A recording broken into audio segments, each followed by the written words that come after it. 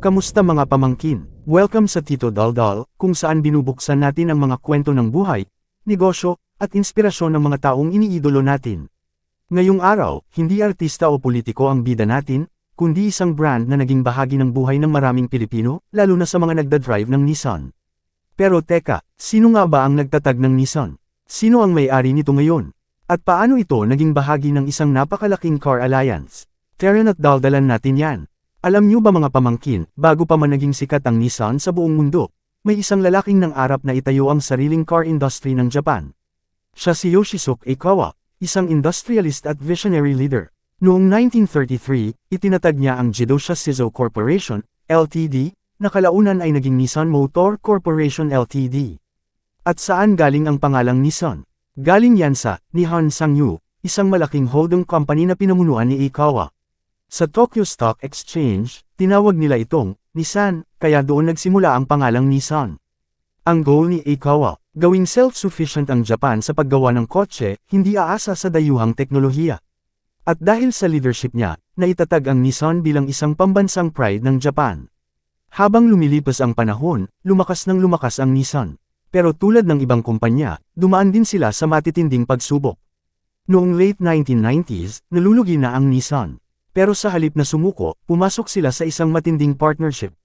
Kasama ang isang French company na tinatawag na Renault. Noong 1999, pinasok ni Renault ang Nissan at binili ang halos 36% ng shares nito. At dahil dito, nailigtas si Nissan mula sa pagkakalubog. Nagbunga ang partnership, naging mas matatag, mas makabago, at mas global ang Nissan. Ang galing ng kwento, di ba? Pero teka, hindi lang yan. Pagkalipas ng ilang taon, isinama rin ang Mitsubishi Motors sa alliance.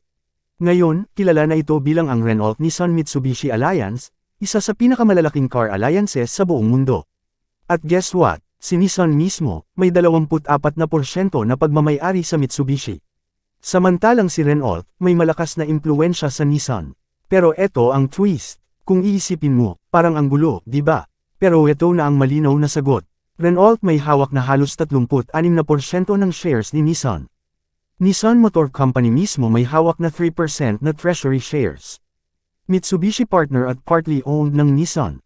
Retail investors mga ordinaryong tao at institusyon na may halos 43% shares combined.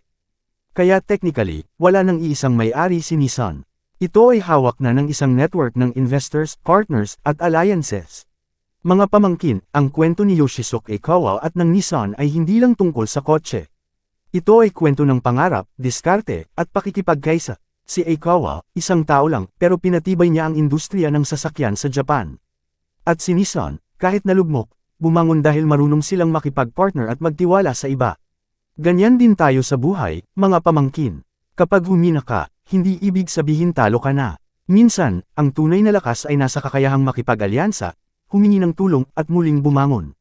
Kaya kung nagustuhan niyo ang kwento ng Nissan at ni Yoshisuke Aikawa, like niyo na to, subscribe sa channel, at comment kung sinong kumpanya o personalidad ang gusto niyong daldalan natin sa susunod.